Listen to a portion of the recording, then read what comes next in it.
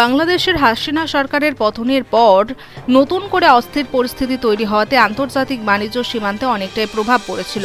এরপর কাশ্মীরের পেহেলগাঁওয়ে সন্ত্রাসী হামলার পর আবারও নতুন করে মালদার ভারত বাংলাদেশ আন্তর্জাতিক বাণিজ্য সীমান্তে প্রভাব পড়ার সম্ভাবনার আশঙ্কা করছেন এক্সপোর্টাররা। অনেকটাই আতঙ্কে রয়েছেন তারা। মালদার মহিদীপুর এক্সপোর্টার অ্যাসোসিয়েশনের সম্পাদক প্রসেনজিৎ ঘোষ জানিয়েছেন, মালদার ভারত বাংলাদেশ সীমান্ত দিয়ে প্রতিদিন প্রায় 400 থেকে 450 পণ্যবাহী লরি ওপারে যায়, কিন্তু বাংলাদেশের অস্থির পরিস্থিতি তৈরি হওয়ার পর সেই সংখ্যাটা কমে 300 থেকে 350 লরি প্রতিদিন যাতায়াত করে। আর কাশ্মীরের সন্ত্রাসী হামলার পর এখন অনেকেই বাংলাদেশেও পণ্য পাঠাতে তৎপরতা দেখাচ্ছে না। তবে কাশ্মীর ইস্যুতে মালদার ভারত বাংলাদেশ বাণিজ্য ক্ষেত্রে প্রভাব পড়ার সম্ভাবনা রয়েছে। তবে আমরা চাই বৈদেশিক মুদ্রা আমদানির ক্ষেত্রে যাতে সরকারের কোনো ক্ষতি না হয় সেদিকেও বিশেষ গুরুত্ব দেওয়া হোক। স্থানীয় সূত্রে জানা গিয়েছে, মূলত মালদার মহিদীপুর আন্তর্জাতিক বাণিজ্য সীমান্ত দিয়ে বাংলাদেশে পেঁয়াজ, আদা, রসুন, পাথর সহ একাধিক পণ্য সামগ্রী রপ্তানি হয়। এছাড়াও বিভিন্ন সিরামিক আইটেম বিগত দিনে রপ্তানি হতো। মহিদীপুরের এক রপ্তানিকারক বলেন, বাংলাদেশের পরিস্থিতির পর বিএসএফের বাড়তি নজরদারি তো ছিলই, এবার কাশ্মীর ইস্যুতে আরও কড়াকড়ি শুরু হয়েছে সীমান্তে। কাশ্মীর ইস্যুতে বাণিজ্যে ব্যাপক প্রভাব পড়তে পারে বলে এখন থেকে সে আশঙ্কা করছি। হয়তো এর প্রভাব আগামীতে পড়তে পারে, তাতে সার্বিকভাবে সরকারি রাজস্বের অনেকটাই ক্ষতি হবে। মহিদীপুর সিএনএফ এজেন্ট ওয়েলফেয়ার অ্যাসোসিয়েশনের সম্পাদক তাপস কুণ্ডু বলেন, কাশ্মীরের ঘটনায় আমরা সকলেই দুঃখ প্রকাশ করেছি। আমরা আশঙ্কা করছি বাংলাদেশের অস্থির পরিস্থিতির পর কাশ্মীর ইস্যুতেও ওপার সীমান্তে রপ্তানি বাণিজ্যে প্রভাব পড়তে পারে।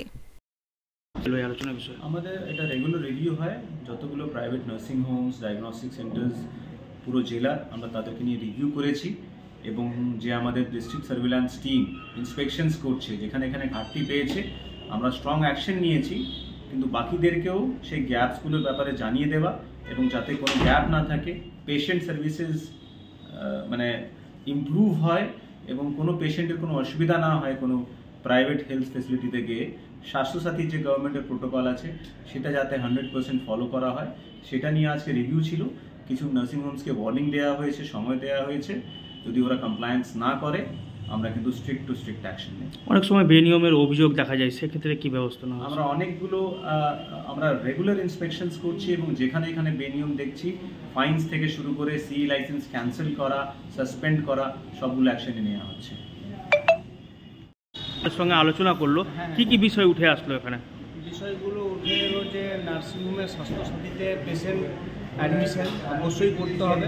কিছু কিছু নার্সিংহোমকে পেয়েছেন যারা অ্যাডমিশন করেননি, ওনাদেরকে সতর্ক করা হলো এবং স্বাস্থ্যসাথী অনুযায়ী যে গাইডলাইন ডাক্তারদের ভিজিট থেকে ওটি হওয়ার পরে সেই গাইডলাইনগুলো মেনে চলা, এইসব বিষয়ে আলোচনা করলেন এবং সতর্ক করলেন। অনেক সময় দেখা যায় নার্সিংহোমের বিরুদ্ধে বেনিয়মের অভিযোগ, সেই ক্ষেত্রেও কি সতর্ক করা হলো আপনাদের? হ্যাঁ, সেই বিষয়েও সতর্ক করা হলো। যারা স্বাস্থ্যসাথী বাদেও এক্সট্রা কিছু টাকা পয়সা বা রিফিউজ করা পেশেন্ট, সেই সব বিষয়েও উনি সতর্ক করলেন। আপনার নাম? আমার নাম চয়ন মাইতি, অ্যাঞ্জেল নার্সিং।